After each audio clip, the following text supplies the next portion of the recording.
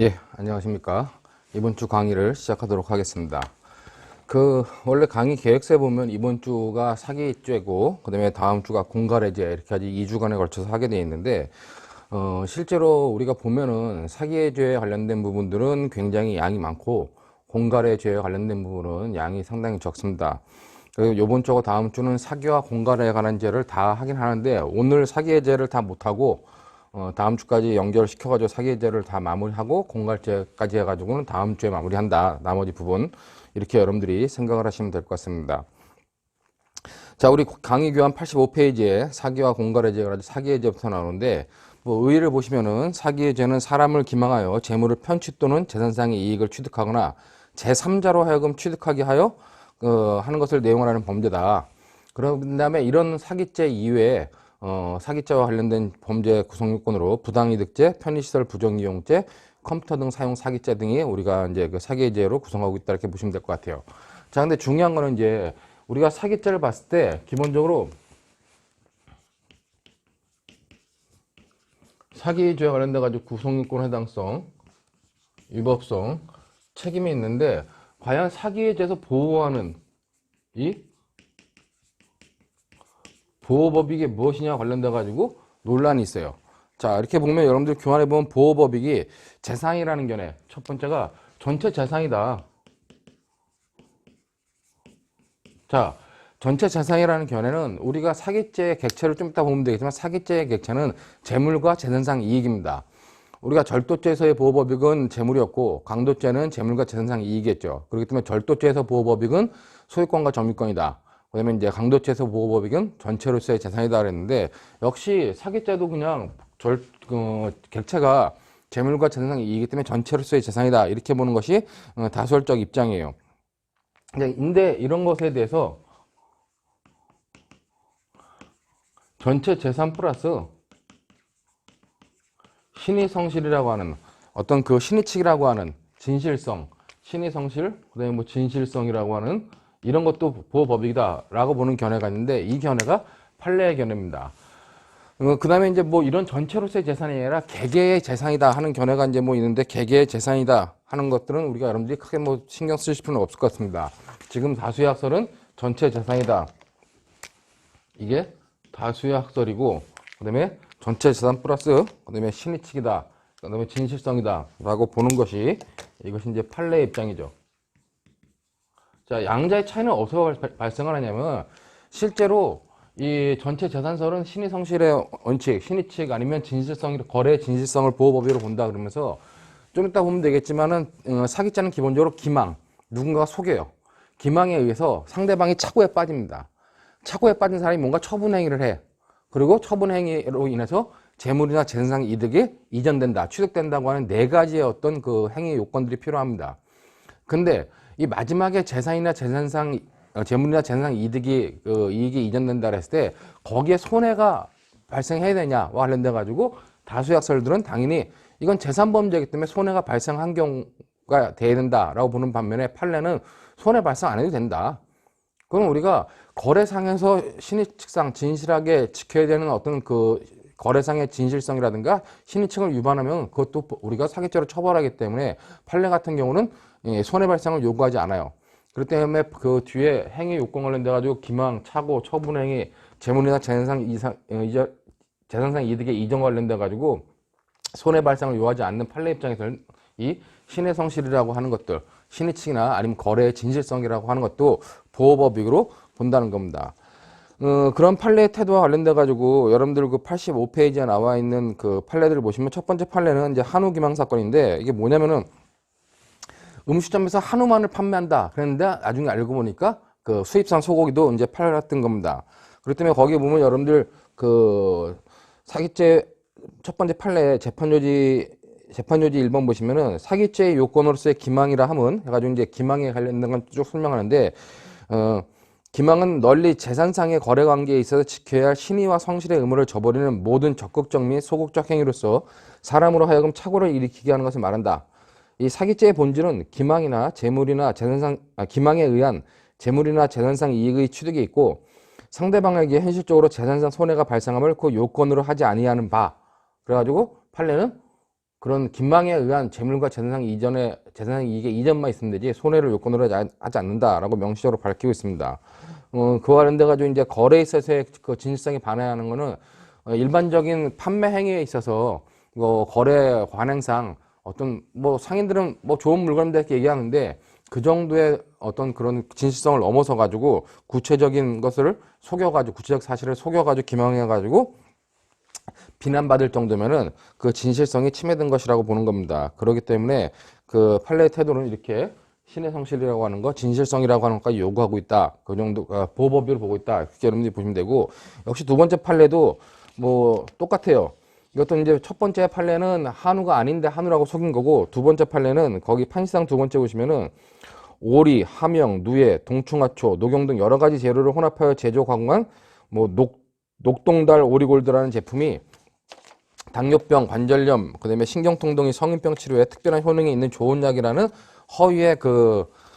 허위 강의식 선전 광고 행위를 하여 고가에 판매한 경우 사기죄의 기망행위에 해당한다 이렇게 본 거고 역시 재판 요지 첫 번째 거도 역시 똑같다는 겁니다. 자, 근데 중요한 거는 첫 번째 거나 두 번째 거나 판례가 다 바라보는 건 뭐다? 신의 측의 진실성에 반했다는 거예요. 그렇기 때문에 재산상 손해 없더라도 실제로 물건을 받았다 할지라도 재산상 손해가 없으면 이 약설에 의할 때는 어떻게 해요? 이 약설할 때는 우리가 기본적으로 사기죄가 안 된다고 보는데 판례에 의할 때는 사기죄가 되는 것으로 본다. 그렇게 보면 될 것 같습니다. 근데 기본적으로는 이렇게 보는 것이 전체 재산으로 보는 것이 타당하다는 얘기예요. 왜냐하면 여러분들이 교환 87페이지에 나와 있듯이 결론 부분에 보면은 우리 재산범죄라고 하는 거 절도, 강도, 사기, 공갈, 횡령 쭉 9가지의 재산범죄는 모두 다 주된 보호법익을 개인의 재산을 보호법익으로 보고 있습니다. 근데 개인의 재산에 손해가 없음에도 불구하고 그거를 재산범죄로 처벌하는 것은 타당하지 않다는 얘기죠. 그렇기 때문에 관련된 거고 이 신의 측까지 어떤 그 진실성까지 넣는 것은 타당하지 않다. 그러면 이제 또 관련된 것 중에 하나가 좀 이따 사기죄를 보게 되면 사기죄는 이제 그 피기망자가 누구, 재산상 그 처분자가 누구냐, 피해자가 누구냐 관련돼 가지고 이 신의 측까지 보면 어떻게 해요? 속은 사람도 피해자로 봐야 되는 그런 문제가 발생한다는 겁니다. 즉 전체 재산설 입장에 의하면은 사기죄의 피해자는 누구냐? 아까 기망하고 차고 속은 사람이 있고 초과서 처분행위를 한 사람이 있는데 실제로 이 사람이 피해자지만 처분행위를 한 사람과 속고 처분행위를 한 사람과 피해자가 다를 수가 있어요.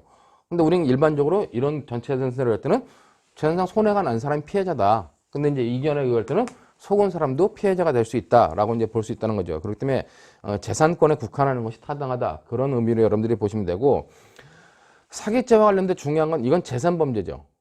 혹시라도 기망행위를 통해 가지고 세금을 포탈한 경우 그 경우는 우리가 국세처벌법에 조세범 처벌법에 처벌을 예외 처벌하는 것은 뭐 변론으로 하더라도 사기죄가 국가를 상대로 한 사기죄가 성립하지 않는다. 지금 이거는 개인적 법익 중에서 기본적으로 재산범죄에 해당하기 때문에 그렇다. 그렇기 때문에 86페이지에 있는 세 번째 판례에 대법원 그 2008도 7303 판결이 있는데 그 밑줄 친 거 첫 번째 밑줄 친 거요, 두 번째 밑줄 친 것부터 세 번째 줄 정도 보시면 그런 데부터 나오죠.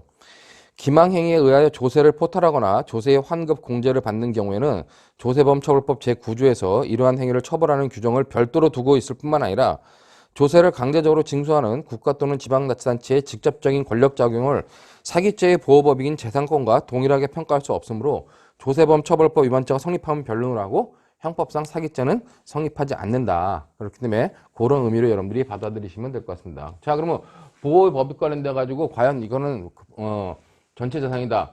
전체 재산과 진실성도 포함한다. 이렇게 보는 견해에 대해서 그럼 보호의 정도는 어떻게 되냐? 이럴 땐 당연히 손해 발생을 요구하기 때문에 여기서는 당연히 침해 범위라 보겠죠. 자, 그렇기 때문에 여러분들 거기 보는 것처럼 전체 재산세를 할 땐 당연히 침해 범위다. 근데 전체 재산뿐만 아니라 진실성을 요구하는 이 범죄에 가면 어떻게 해요?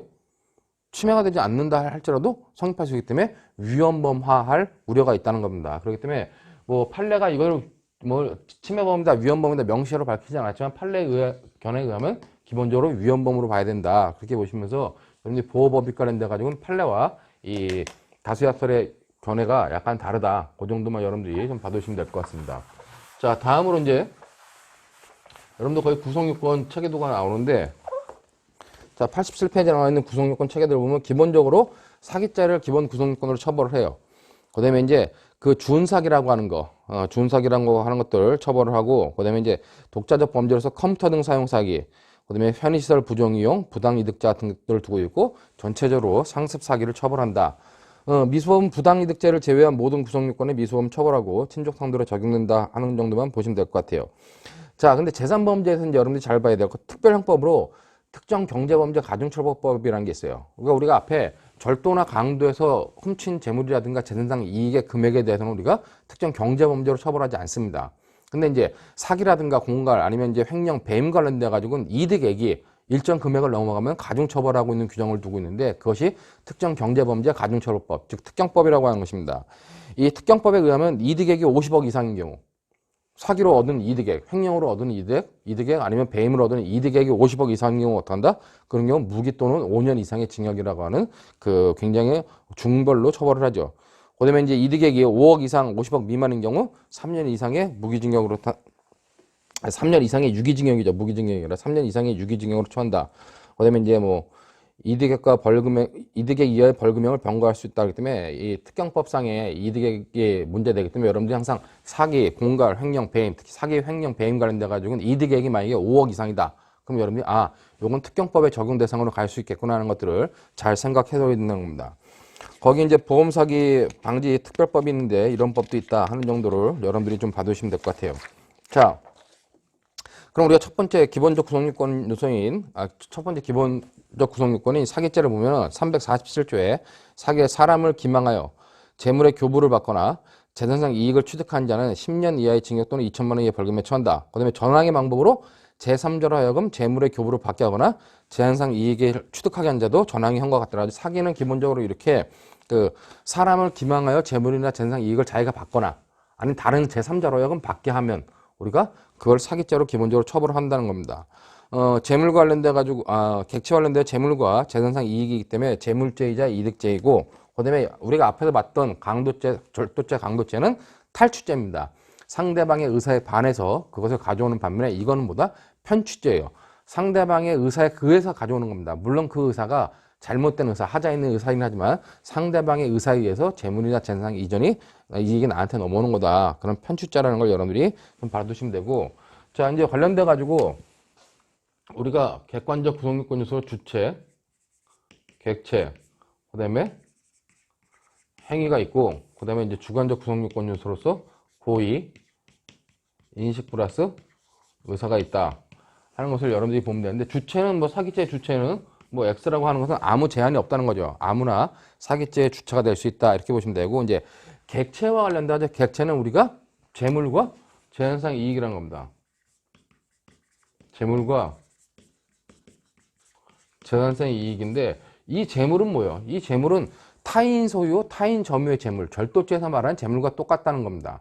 그렇기 때문에 뭐 타인 소유, 타인 점유의 재물이고, 이 재물에 대해서는 우리가 동력 규정이 적용된다고 하는 것들, 준용된다는 거 하는 것들, 뭐 절도죄에서의 내용과 거의 동일하다. 그렇게 여러분들이 보시면 돼요. 단 이제 몇 가지 문제되고 있는 것인데, 이 재물에 과연 그럼 부동산에 포함될 수 있겠느냐? 부동산을 사기로 얻을 수 있겠느냐와 관련돼 가지고 우리가 절도죄에서 부동산이 절도죄에 객체가 되는지는 학설이 나눠진다 그랬죠. 근데 이제 관련돼 가지고 이 부동산이 사기죄에 객체가 된다, 객체가 되는 재물에 해당한다고 하는 데는 아무런 의견이나 이견이 없다는 거죠. 이견이 없다는 건 뭐 다른 견해가 없다. 그렇기 때문에 부동산은 당연히 사기죄에서 말하는 재물에 해당한다. 그렇게 여러분이 보시면 되고, 금제품도 당연히 여기서 사기죄에서 말하는 재물에 해당한다는 겁니다. 제가 그 재산죄 일반이론 설명할 때 여러분들한테 설명했던 것처럼 기본적으로 금제품은 재산범죄에 객체가 되느냐 안 되느냐 뭐 논란이 있다. 긍정설, 부정설, 뭐 일부 긍정설 그렇게 나누는데, 나누지 말고 여러분들이 무조건 금제품도 다 재산범죄에 객체가 된다 이렇게 생각을 하라 했죠.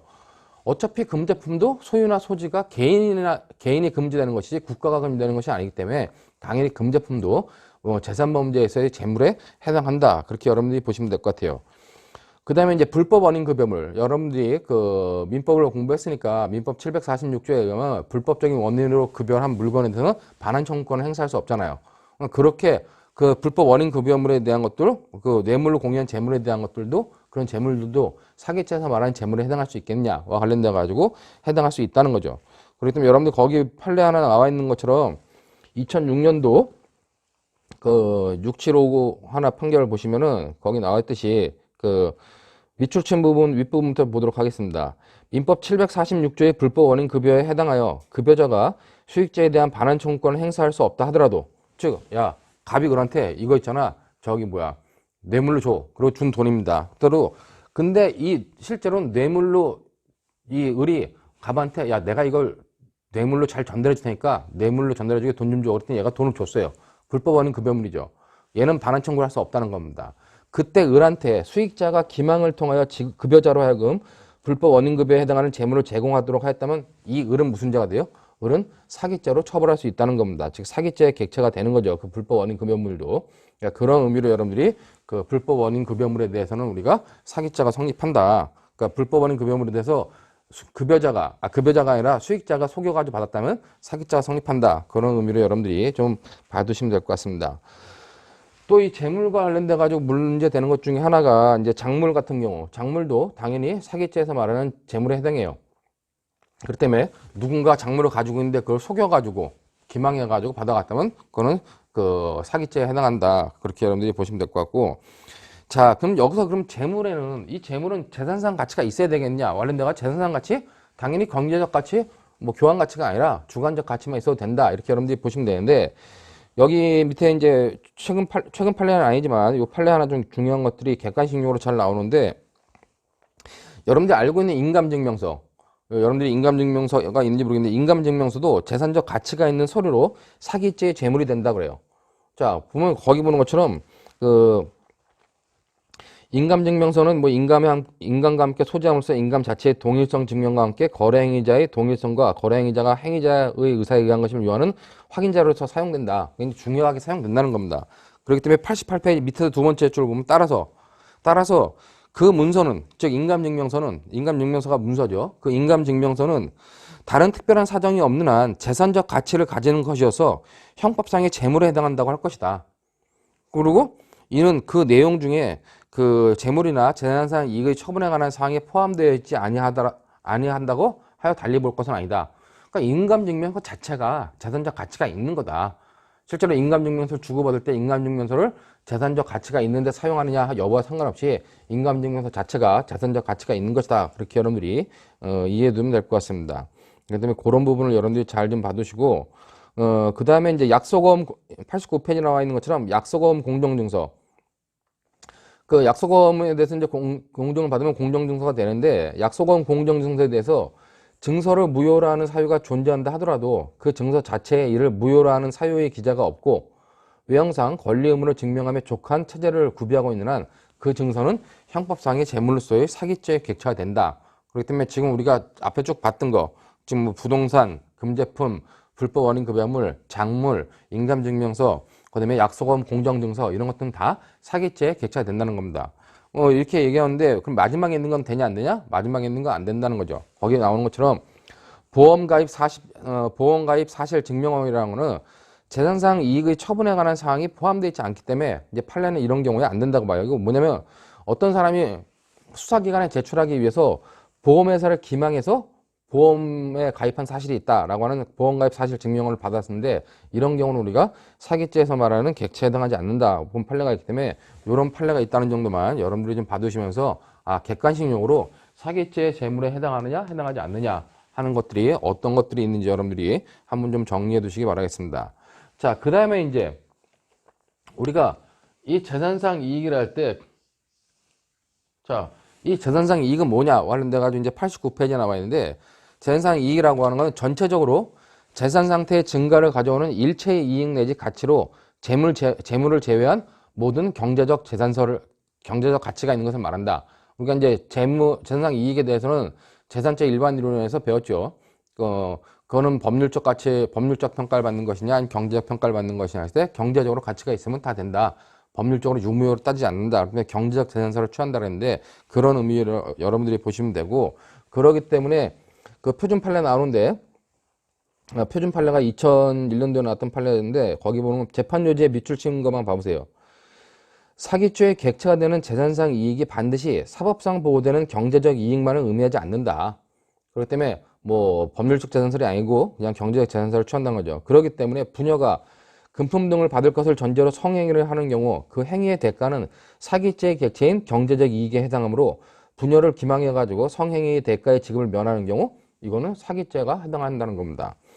이런 판례도 있다는 거 보시면 되고, 그 밑에 이제 좀 중요하게 봐야 될 것 중에 하나가, 여러분들이 옛날 판례인데 가끔 요 지문이 객관식 지문에 나오면 여러분들이 약간 헷갈릴 때가 있어요. 거기 보는 것처럼 판결 요지 보시면은 치료비 채무의 이행을 묘면하기 위하여 피고인이 거짓말을 하고 입원 환자와 함께 병원을 빠져나와 도주하였다 하여도 그것만으로서는 피고인이 위 치료비의 지급 채무를 면탈받은 것이 아니기 때문에 사기죄가 성립할 수 없다는 겁니다.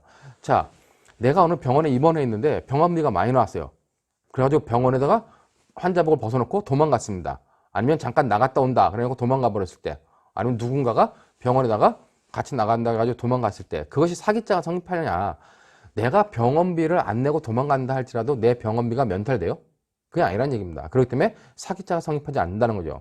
여러분들이 잘못 생각하면 아무 생각 없이 읽다 보면 사기죄 되는데 이렇게 생각할 수 있는데 절대 되지 않는다는 겁니다. 그렇기 때문에 그런 요 지문도 오래된 판례지만 가끔 나오기 때문에 여러분들이 그 판례까지 좀 봐두시면 될 것 같아요.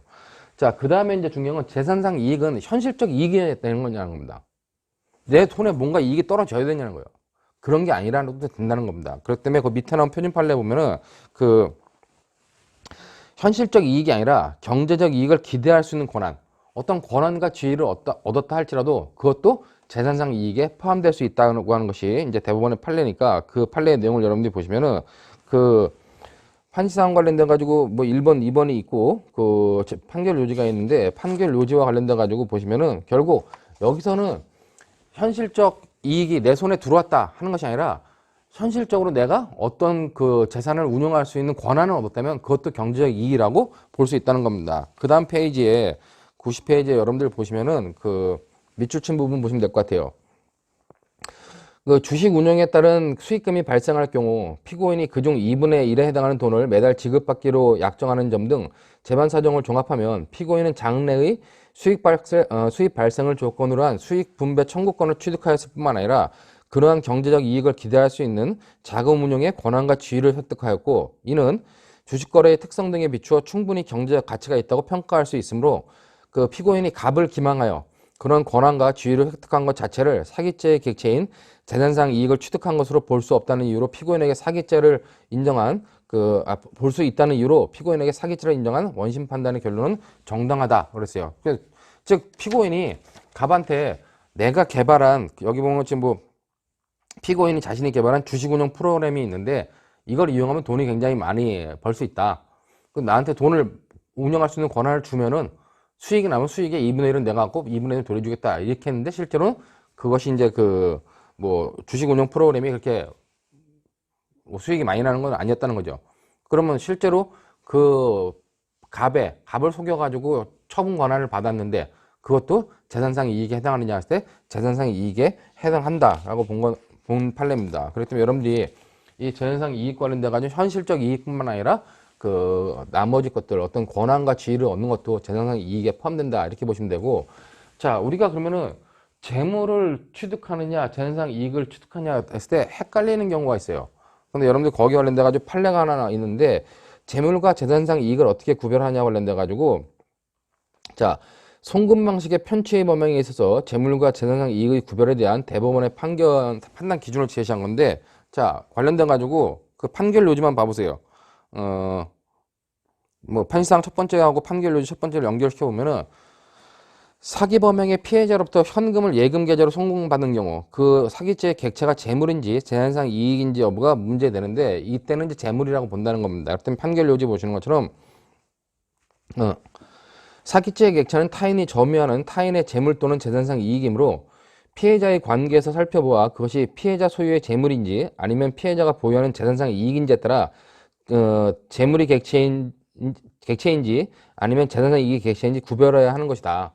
그러니까 사기로 얻은 것이 재물이냐 재산상 이익이냐를 구별해야 된다는 거죠. 왜냐면은 나중에 장물죄하고도 문제가 장물은 재물에 대해서만 생기는 것 때문에 재산상 이익이라고 했을 때는 장물 여부가 문제되지 않고 재물일 때만 장물 여부가 문제된다는 거죠. 그렇기 때문에 밑주신 사건 보시면 이 사건과 같이 피해자가 본범의 기망행위에 속아 현금을 피고인 명의의 예금 계좌로 송금하였다면 이는 재물에 해당하는 현금을 교부하는 방법이 예금 계좌로 송금하는 형식으로 이루어진 것에 불과하여 피해자의 은행에 대한 예금 채권은 당초 발생하지 않는다라고 얘기를 한 겁니다. 그렇기 때문에 결국 재물에 해당한다라는 거죠. 즉 속여가지고 돈을 받으려고 그래요. 돈을 받으려고 그러는데 어떻게 해요?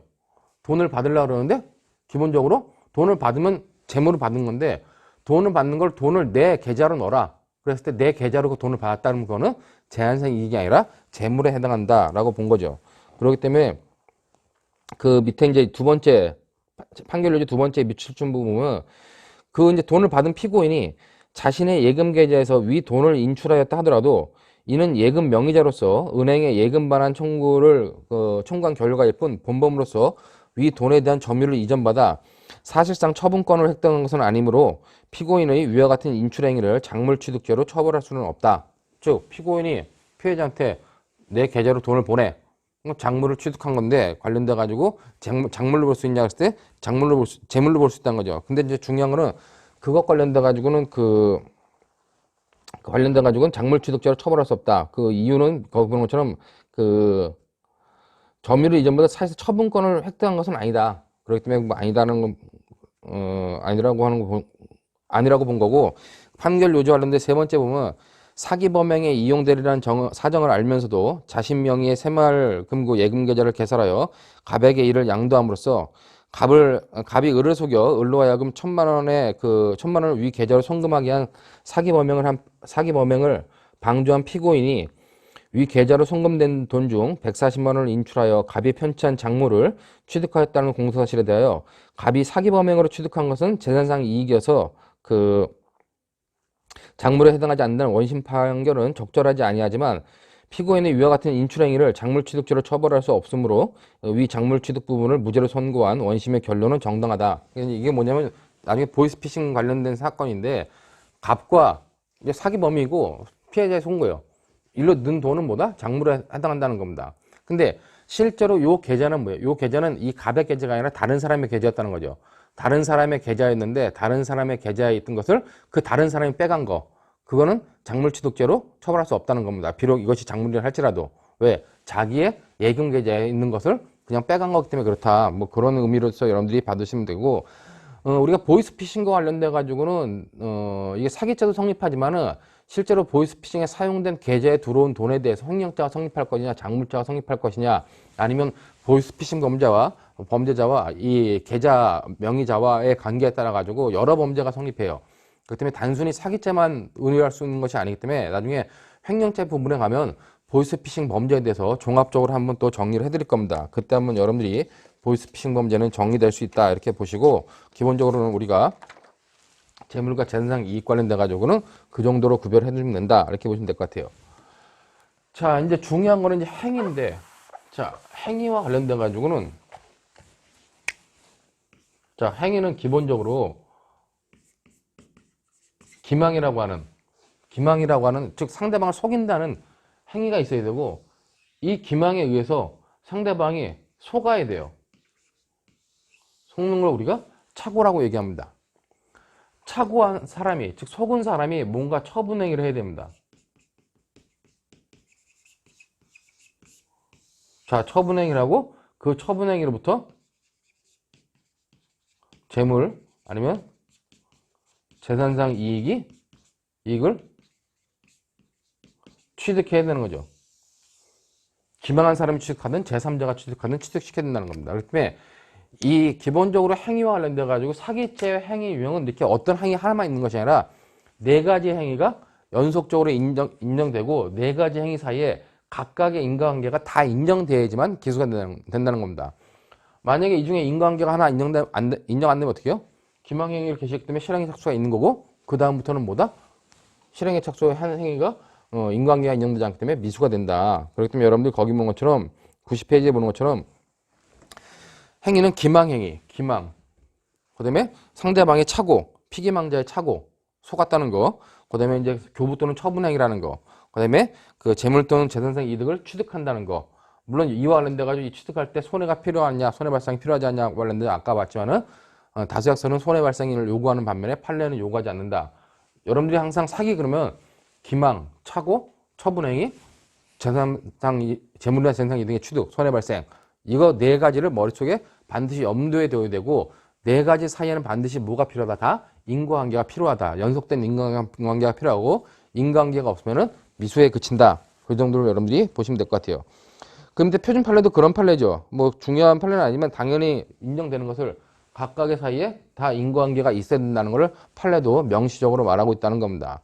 그렇기 때문에 그런 의미로서 여러분들이 그 판례의 내용을 좀 봐두시면 되겠고, 첫 번째 그러면 이 기망이라고 하는 건 뭐냐? 여러분들 교환해 보시는 것처럼 그 91페이지에 교환해 놓는데 기망 하면 기망 행위는 사람을 착오에 빠뜨리는, 상대방을 착오에 빠뜨리는 모든 행위이기 때문에 여기는 적극적인 자기행위뿐만 아니라 부자기행위까지도 포함한다는 거죠. 그렇기 때문에 이 기망이라고 하는 사람을 착오에 빠뜨리는 일체행위를 말한다. 그와 관련돼 가지고 교환의 91페이지에 나와 있듯이 기망의 대상은 사람에 국한되고 자동 판매기 등 기계인 경우는 편의시설 부정 이용자가 될지언정 사기자 되지 않는다는 겁니다. 자, 여기서 기망에서 핵심 사항은 뭐다? 사람을 착오에 빠뜨리는 뭐 일체행위다. 핵심 사항은 그렇기 때문에 상대방이 사람이어야 된다는 거죠. 사람을 착오에 빠뜨리는 거기 때문에 기계를 착오에 빠뜨리는 건 사기죄로 처벌할 수 없다는 겁니다. 그렇기 때문에 관련된 그런 내용들 보시면서 두 번째 줄에 나와 있는 것처럼 타인의 전화기를 무단 사용한 경우에 대해서는 사기죄 성립을 부정하고 있는 것이 대법원의 입장이라는 얘기죠. 자, 그렇기 때문에 그런 판례가 이제 그 표준 판례로 나오는데, 표준 판례 밑줄 친 부분 판결유지에 보시면은 타인의 전화를 무단으로 이용하여 전화 통화를 하는 행위는 전기통신 사업자인 한국전기통신공사가 일반 전화 가입자인 타인에게 통신을 매개하여 주는 역무를 부당하게 이용한 것에 불과하다. 여기 이제 한국전기통신공사가 지금의 KT죠. 이게 뭐 옛날에는 이제 공기업이어가지고 했는데 지금은 KT를 말한다. KT가 일반 전화 가입자인 타인에게 통신을 매개해주는 역무를 제공하는 건데 그 역무를 그냥 무단으로 사용한 것에 부당하게 이용한 것에 불과하다. 그렇기 때문에 한국전기통신공사에 대한 기망행위에 해당한다고 볼 수 없다. 그리고 이제 그 역무도 일반 전화 가입자와 그 KT 사이에 체결된 서비스 이용객에 따라 제공되는 것으로 KT가 착오에 빠져 처분행위를 한 것이라고 볼 수도 없다는 겁니다. 그렇기 때문에 아주 오래된 판례 연결이지만은 표준 판례로 지정되어 있는 판례이기 때문에 여러분들이 그런 판례 보시면 되고, 이제 또 기망행위 관련돼 가지고 뭐 060 회선으로 정보 이용료가 부과되게 한 경우에는 사기자가 성립한다는 판례, 2004년도 그런 판례도 있다. 그 정도만 여러분들이 보시면 되고, 중요한 건 이거 사람이 아닌 경우는 기계인 경우는 기망에 해당하지 않는다 보면 될 것 같아요. 그렇기 때문에 그 표준 판례 밑에 나와 있는 2011년도 판례, 2011도 5299 판결을 보면 밑줄칠 부분 보시면은 결국 이건 사람에 대한 기망이 아니기 때문에 사기자가 성립하지 않는다고 본 거예요. 피고인이 이동통신 판매 대리점에 컴퓨터를 이용하여 이동통신 회사들의 전산망에 접속한 다음 전산상으로 사용 정지된 휴대전화를 사용할 수 있도록 하거나 유심칩 읽기를 통해 문자메시지 발송 한도를 해제한 것은 전산상 자동으로 처리되는 것일 뿐 사기죄 구성요건이 사람을 기망하여 재산상 이익을 취득한 경우에 해당한다고 볼 수 없다. 그렇기 때문에 사기죄가 성립하지 않는다라고 본 겁니다. 이게 뭐냐면은 뭐 사용 정지된 휴대폰이라든가 아니면 뭐 이런 것들을 갖다가 못 쓰는 휴대폰들을 몰래 가져다가 구매에다가 그 관련된 유심칩을 바꿔 끼게 하거나 이렇게 해가지고 전산상에서 잠깐 사용 요금을 내고 사용하게끔 하는 거예요. 그리고 바로 취소를 해요. 그러면 이 전화기는 전산상에서 사용 개시가 됐다가 다시 취소가 될 때까지, 실제로 돈 낸 거는 취소했지만 그것이 처리될 때까지는 일정한 시간적 간격이 있어가지고 사용할 수 있게 되는데, 그거는 컴퓨터를 속인 것이지 사람을 속인 게 아니다. 그렇기 때문에 사기죄가 되지 않는다라고 판례가 나가서 그 정도의 내용을 여러분들이 보시면 될 것 같습니다. 그 다음에 이제 관련돼 가지고 사람을 착오에 빠뜨린 거. 그러면 사람을 착오에 빠뜨리는데 그 내용은 뭐냐? 대상은 사람을 착오에 빠뜨릴 때 그 대상은 내용이에요. 어떤 내용을 말하냐 했을 때 그 내용은 뭐다? 과거나 현재의 사실이에요. 그렇기 때문에 여러분들 교환 보면 기망행위의 대상, 뭘 속이는 거냐? 그건 사실을 속인다는 거죠. 그 내용은 상대방이 재산적 처분을 함에 있어서 판단의 기초가 되는 사실. 근데 단순한 사실이 아니라 재산적 행위를 함에 있어서 판단의 기초가 되는 사실을 말한다. 그렇기 때문에 그 사실은 뭐겠어요? 과거나 현재에 증명 가능한 사실을 속이는 거죠.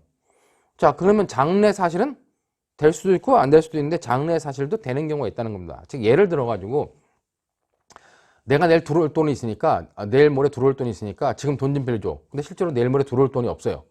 장래 사실이지만 현재와 연관되어 있을 때는 우리가 그 경우도 그 예외적으로 현재와 관련성이 있을 때는 예외적으로 인정될 수 있다. 그렇게 보시면 되고 중요한 건 또 이제 법률 행위의 중요 부분에 관한 사실임을 요하지 않고 뭐 일반적인 사실이라도 된다는 겁니다. 그렇기 때문에 단순히 용도를 속인 경우도 사기죄가 성립할 수 있다는 거죠. 자, 그렇기 때문에 여러분들 그 밑에 판례처럼 법률행위의 중요 부분이 아닌 만약에 내가 누구한테 돈을 빌리는데 내가 어떻게 쓸 거다 하는 용도를 얘기했다면 상대방이 빌려주지 않았을 거다 라면 그것도 우리가 사기죄에서 말하는 기망에 해당한다고 본 판례입니다. 그렇기 때문에 여러분들 92페이지에 보시면은 즉 밑주침 부분 보시면은 그 사기죄의 실행행위로서의 기망은 반드시 법률행위의 중요 부분에 관한 허위 표심을 요하지 아니하고 상대방을 착오에 빠지게 하여 행위자가 희망하는 재산적 처분 행위를 하도록 하기 위한 판단의 기초가 되는 사실에 관한 것이면 족하다. 법률행위의 중요 부분에 관한 것이 아니라 단순한 사실에 관한 것이라면 족하고 그렇기 때문에 용도를 속이고 돈을 빌린 경우에 있어서 만일 진정한 용도를 고지하였더라면 상대방이 돈을 빌려주지 않았을 것이라는 관계에 있어서는 사기죄의 실행행위인 기망이 있는 것으로 봐야 된다는 겁니다. 친구한테 야, 나 돈 100만 원만 빌려줘. 그럼 친구가 100만 원 빌려줬어요. 근데 그건 문제가 없는데 내가 100만 원을 도박하는 데 쓰려고 그래. 근데 친구한테 야, 도박하게 100만 원만 빌려줘. 근데 친구가 도박한다고 알았으면 안 빌려줄 친구였다. 근데 그걸 속이고 빌렸다면 그건 바로 기망행위에 해당한다고 보는 겁니다.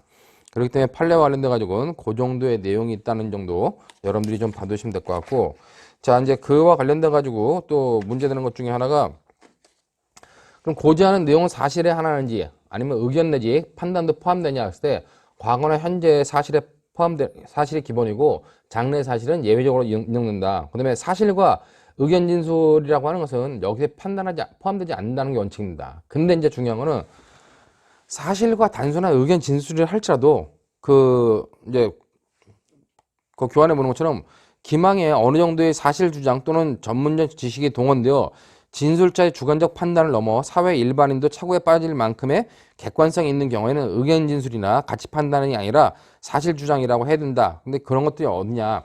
단순한 의견 진술이나 또는 단순한 사실 주장이 아니라 그것이 어떤 사회 일반인들을 착오에 빠질 정도로 할 정도의 내용이었다. 그럼 그것은 단순한 의견 진술이나 그 가치 판단이 아니라 사실 주장이라고 해야 된다는 겁니다. 즉 이런 거죠. 증시 전문가가 곧 증시가 오를 것 같아요.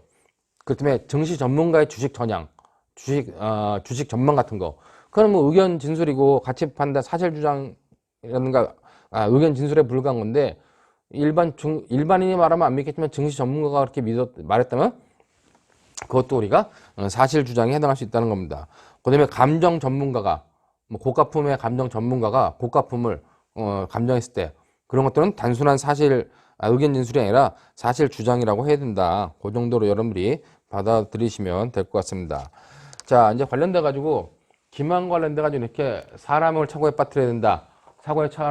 착오로서 사람을 착오에 빠뜨리는데 그 착오에 빠뜨린다는 것은 어떤 사실, 과거나 현재의 사실을 말하는 거다. 사실 주장을 말하는 거다. 그런 정도 보시면 되고, 이렇게 상대방을 착오에 빠뜨리는 일체 행위이기 때문에 그 기망의 방법에는 제한이 없다는 거죠. 그렇기 때문에 기망의 방법에는 자기에 의한 것과 부재에게 의한 것이 있다. 이렇게 여러분들이 이해하시면 될 것 같아요. 자, 기망의 방법 관련돼가지고 그래서 기망의 방법은 자기에 의한 기망. 이건 그냥 쭉 아니고 자기에 의한 기망과 부작위에 의한 기망도 있을 수 있다는 겁니다. 자, 자기에 의한 기망은 다시 명시적 기망과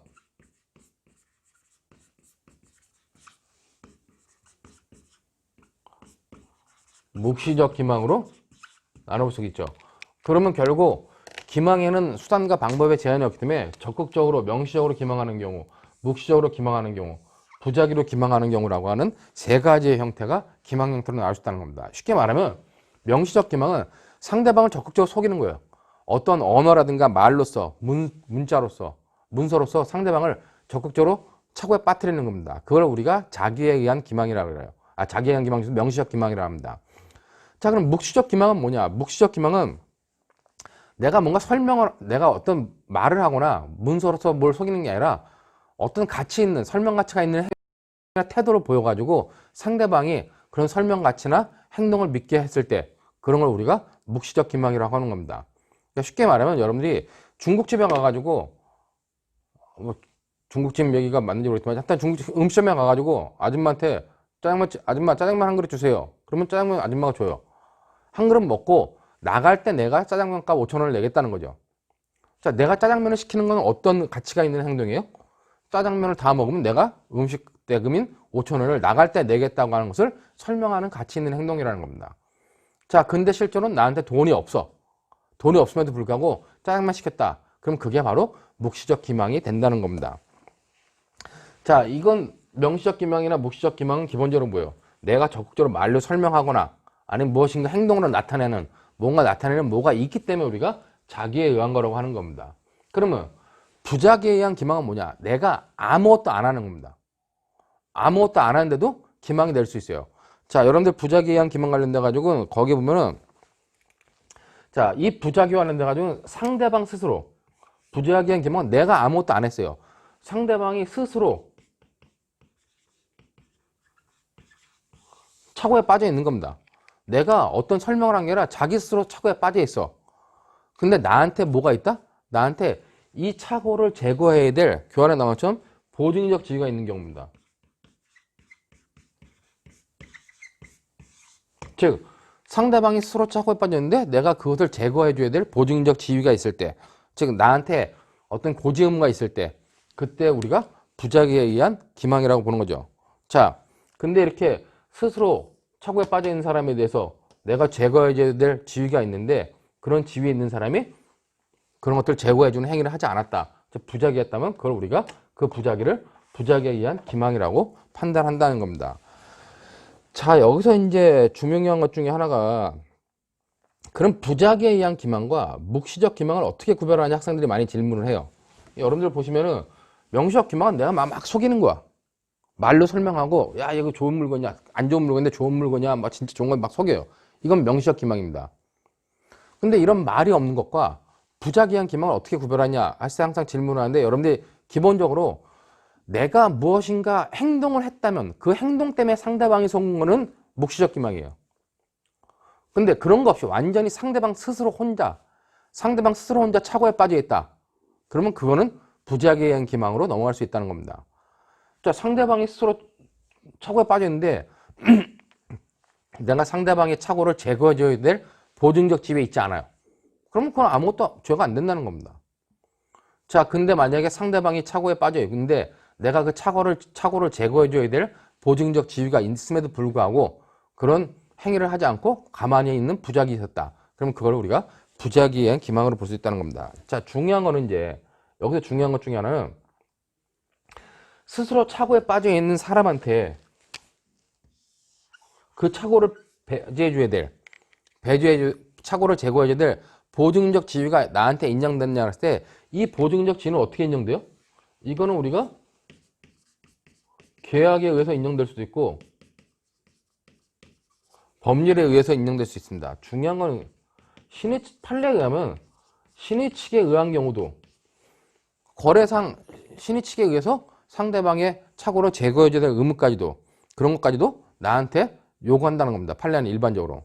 그렇기 때문에 법률, 계약, 그다음에 여기 나온 것처럼 뭐 선행행위에 의해서 보증적 지위가 인정되는데 계약이라든가 법률이라든가 선행행위라고 하는 이 법조문에 나와 있기 때문에 18조에 나와 있기 때문에 우리가 쉽게 이해해요. 근데 신의측이라고 하는 것은 과연 거래상에 신의측이라는 것을 인정할 수 있냐 관련돼서 판례에 인정할 수 있는데 이걸 무한에 인정하면 어떻게 돼요? 나는 상대방의 착오에 빠진 거를 제거해주지 않으면 맨날 부작위에 의한 기망으로 사기죄가 성립할 수 있다는 겁니다. 그렇기 때문에 이 부작위에 의한 보증적 지위를 인정하기 위한 이 여러 가지 근거들 중에서 신의 측에 의한 경우는 기본적으로 판례가 제한하고 있는 경우가 있어요. 그 제한하고 있는 경우가 여러분들 강의 교환에 나와 있는 것처럼 92페이지에 박스에 나와 있는 것처럼 보증적 지위 옆에 보면 법률, 계약, 선행행위에서 당연히 인정됩니다. 자, 그러나 이제 신의 성실의 원칙에 신의 측에 의해서 인정되는 경우가 있어요. 예외 인정되는 경우가 뭐 다 있는 건 아니지만 신의 측에 의한다 할지라도 판례가 이런 경우는 인정되지 않는다고 하는 경우가 세 가지가 있다는 겁니다. 그 세 가지는 여러분들이 잘 알아두셔야 돼요. 그렇기 때문에 우리가 아직 안 배웠지만은 부동산 이중매매 같은 경우, 부동산 이중매매는 내가 A한테 팔아놓고 아직 등기를 넘기지 않은 상태에서 B한테 계약하고 B한테 넘기는 경우입니다. 자, 이제 그런 이중매매일 때는 내가 첫 번째 계약을 한 다음에 두 번째 계약을 할 때 첫 번째 계약했다는 걸 말할 필요가 없다는 거예요. 그때는 신의 측으로라도 우리가 고지의무가 보증적 지위가 인정되지 않는다고 보는 겁니다. 그 다음에 이제 명의신탁 부동산을 처분하는 경우, 이걸 누군가가 나한테 명의신탁한 거다. 근데 명의신탁을 했지만 실제로 대외적 거래관계에선 내가 주인이니까, 내가 소유자니까 내가 이 물건을 다른 사람이 나한테 명의신탁한 거다 라는 것을 말할 필요가 없다는 거죠. 그 다음에 미등기 담보 설정을 묵비한 경우, 자, 미등기 담보, 등기 담보 설정을 하는데 미등기 담보가 설정되어 있다. 그럼 그때 그런 걸 묵비하는 경우는 우리가 기본적으로 아무리 신의측상이라 할지라도 고지 의무가 인정되지 않는다는 겁니다. 자, 그렇기 때문에 그런 거 관련돼 가지고 이런 보증적 지위가 있어야 된다. 그 정도로 보시면 되고, 자, 중요한 거는 이제 우리가 항상 제가 설명할 때 부작위범 앞에서 여러분들이 이제 설명 잠깐 배웠었는데, 이거를 판서를 좀 지우고 볼까요? 이걸 뭘 지우냐면은, 자, 우리가 기본적으로 금지규범에 위반하는 건 자기로 위반할 수 있고, 그 다음에 부작위로 위반할 수 있다 그랬어요. 근데 자기와 부작위를 똑같이 평가하기 위해서는 뭔가는 더 있어야 된다는데, 이걸 우리가 보증인적 지위라고 그러고, 보증적 지위가 된다. 그 다음에 여기에 상응성이라고 하는 거. 이걸 뭐 상응성이라고 말하기도 하고, 교재에 따라 가지고는 행위정의의 동가치성, 실행행위의 동가치성이라고 하는 것들을 요구해요. 근데 이제 학설들은 이 상응성 요건을 갖다가 볼 때 이것이 순수한 결과야기범이냐, 아니면 그 어떤 행태의존적 결과범이냐, 원래 나누긴 하는데, 판례는 지금은 이제 다 필요하다는 거죠. 그럼 이 상응성을 우리가 보증적 지위라고 하는 것이 이 부작에 의한 기망에서 보증적 지위가 인정된다 했을 때 상응성이 인정되겠느냐와 관련돼 가지고는 상응성이 인정돼야지만 이 부작위를 이 자기와 똑같이 평가할 수 있다는 거예요. 그렇기 때문에 이 부작위가 인정되려면 뭐다? 이런 착오에 빠진 사람 이외에, 서로 착오에 빠진 사람이 보증적 지위 이외에 상응성이라고 하는 두 가지 요건을 다 갖춰야 된다. 그런 의미로 여러분들이 좀 이해해 두시면 될 것 같습니다. 자, 이제 상응성 관련돼 가지고 문제되는 부분이 나오게 되죠. 여러분들 교환 보시면 그 박스 밑에 묵시적 기망행위와 관련돼 가지고 무전취식 문제가 나오죠. 그 뭐 무전취식 문제가 나오기 때문에 그걸 보시면은 무전취식과 무전숙박의 경우는 묵시적 기망행위다. 그렇게 보시면 되고, 그건 이제 밑에 판례 관련돼 가지고 부작위에 의한 기망도 포함된다. 당연히 부작위에 의한 기망도 포함된다. 그 정도만 여러분들이 보시면 될 것 같아요. 자, 그 다음에 이제 관련돼 가지고, 그러면 이제 문제되는 것 중에 하나가 이제 잔전사기에 관련된 문제가 크게 문제되는 거죠. 거기 보면 소위 잔전사기에 관련된 판례의 태도도 알았는데, 자, 누군가가 상대방과 내가 거래를 하는데 상대방이 나한테 돈을 거실러 줬어요. 그러니까 5천 원을 거실러 줬는데, 거실러 줘야 되는데 내가 5천 원짜리 받은 줄 알았는데 알고 보니까 5만 원짜리더라. 자, 그러면 내가 이 사람은 5천 원만 거실러 주면 되는데 내가 5만 원을 거실러 받았을 때 5만 원짜리를 잘못 주셨어요. 이렇게 얘기해야 될 의무가 있느냐는 겁니다. 만약에 이게 내가 얘기해야 될 의무가 있다면 어떻게 돼요? 그걸 얘기 안 했다면 부작위에 의한 기망이 되고 상대방이 속은 거고, 그렇기 때문에 사기죄가 성립할 수 있다는 거예요. 근데 만약에 나한테 부작위에 의한 나한테 그런 것을 설명해 주는 의무가 없다고 하면 어떻게 해요?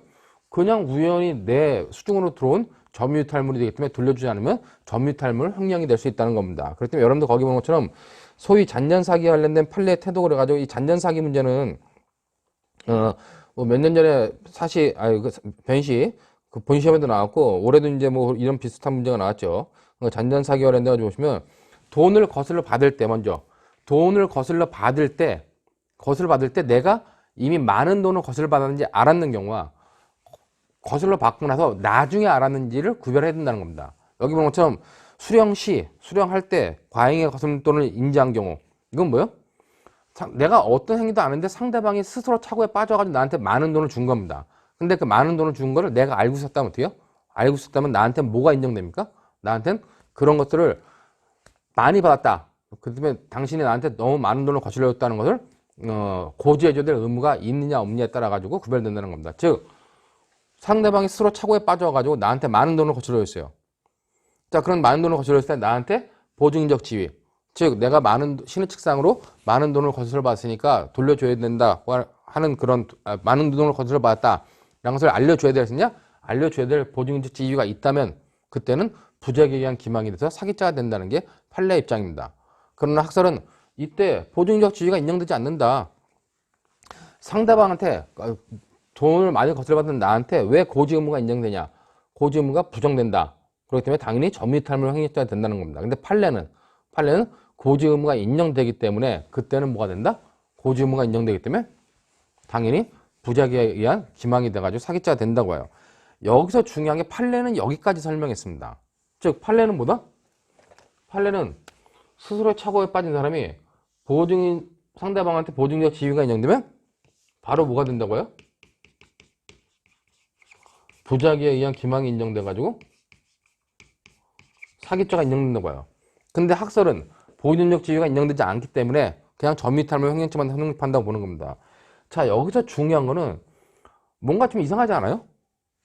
원래 이 부작위가 자기하고 똑같이 평가되려면 두 가지 요건이 다 있어야 된다고 했죠. 보증적 지위와 상응성 요건. 근데 판례는 이것만 인정하고 그냥 이거는 당연히 인정되는 것으로 본다는 겁니다. 근데 이제 일부 학설 중에는 일부 학설이나 유력한 학설들은 비록 보증적 지위가 인정된다 할지라도 이게 인정되지 않기 때문에 그냥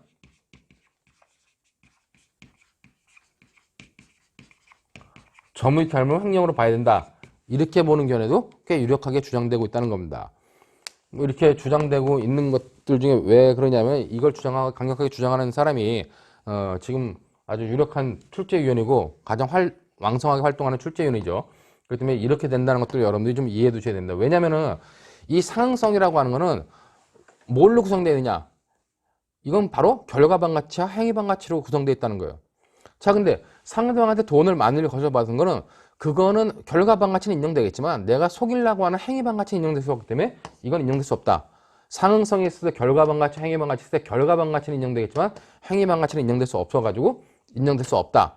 그렇기 때문에 상응성이 인정되지 않기 때문에 전미탈물 횡령죄로 봐야 된다. 이렇게 보는 견해도 강력하게 주장되기 때문에 그 부분까지 여러분들이 잘 보시면 되고, 그렇기 때문에 여러분들 거기 93페이지에 그 박스에 보면은 수령 시에 과잉의 거스름돈을 받은 걸 알았다. 거슬러 받을 때 알았다면은 수령자의 고지 의무가 인정되면은 부작위에 의한 사기죄, 고지 의무가 부정되면 전밀탐물 횡령죄로 본다 그랬어요. 근데 어디 별표 해놓고 밑에 이제 그 박스 밑에 설명인데 판례에 대한 비판적인 견해는 고지 의무로 인정한다 할지라도 상응성을 인정할 수 없다는 겁니다. 거기 뭐처럼 단순한 묵비, 부작위에 의한 기망이 자기적 기망과의 상응성을 인정할 만한 행위반 가치적 요소가 없다. 결과반 가치는 있다. 넘어온 건 있는데 그러나 속인다는 행위반 가치는 있을 수가 없기 때문에 결국 상응성은 인정될 수 없다라고 판단해가지고 그때도 역시 전미탈물 횡령으로 봐야 된다. 이렇게 보는 견해도 있기 때문에 그런 걸 잘 보시면 될 것 같습니다. 그 다음에 이제 수령 후 과잉의 거스름돈을 알았어요. 그걸로 거스를 받을 땐 몰랐어. 5,000원짜리 주는 줄 알고 받고 갔습니다. 나중에 보니까 열어보니까 5,000원짜리가 아니라 5만원짜리더라. 나중에 알았을 때 어떡하냐. 그걸 돌려줘야 되나 돌려주지 않으면 그건 돌려주지 않는 것이 바로 전미탈물 횡령이 된다는 거예요. 자, 이렇게 이제 수령 시와 수령 후에 문제가 되는데 만약에 그렇지 않은 경우가 있습니다. 이 사람이 돈을 많이 거슬러 줬어요, 나한테. 근데 이 사람이 바로 알아챘어, 상대방이. 그래가지고 돈 많이 거슬러 줬으니까 많이 거슬러 준 돈 돌려주세요 얘기를 했습니다. 근데 내가 나는 많이 거슬러 받은 게 아니라 정상적으로 거슬러 받았습니다. 그러고 얘기를 해요. 자, 그럼 이건 뭐예요? 이미 이 얘기가 기망이 되는 거죠. 그렇기 때문에 그때는 자기에 의한 기망이 된다. 그렇기 때문에 세 번째 그 도표에 박스에 있는 것 중에 세 번째 보면 교부자가 과잉의 거스름돈을 지급한 것을 알고 반환을 요구했는데 수령자가 난 많이 받지 않았다 이렇게 거짓말로 부인한 경우 뭐다? 그래가지고 상대방이 청구권을 포기하면 그건 부작위에 의한 기망이 아니라 적극적 자기에 의한 기망으로서 바로 사기자가 성립한다. 그런 의미로 여러분들이 좀 봐두시면 될 것 같습니다. 자, 그리고 이제 밑에 표준 판례는 계속 관련돼 가지고 잔존 사기에 대한 대법원의 입장이 명확하기 때문에 그 잔존 사기에 관련된 대법원의 판례니까 그 여러분들이 한번 그 읽어보시면 될 것 같습니다.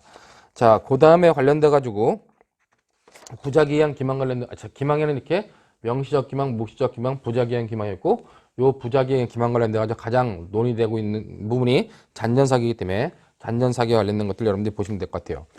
자, 근데 이제 관련돼 가지고 기망과 관련돼 가지고 문제되는 거는 또 하나 문제되는 게, 자, 그러면은 그 기망을 한다 그랬을 때 과연 그것이 어느 정도의 기망이어야 되냐? 이제 94페이지면 정도가 나오는데 여기 보면 구체적 사정을 고려한 객관적 판단이라 그래가지고 거래 신의칙에 반할 정도면 우리가 그런 기망이라고 하는 거고, 거래 신의칙에 반하지 않을 정도다. 그러면 뭐다? 그런 기본적으로 기망이 아니라고 봐요. 일반적으로 상인들이 장사할 때 이 물건은 나쁜 물건이다고 팔지 않죠. 좋은 물건이에요. 좋은 물건. 그리고 팔아요. 근데 좋은 물건이라 말하는 게 남대문 시장이나 동대문 시장에서 상인들이 좋은 물건입니다 하고 파는 것과 백화점에서 이건 정말 좋은 물건, 명품입니다 이렇게 얘기하는 것과 똑같아요? 그렇지 않다는 거죠.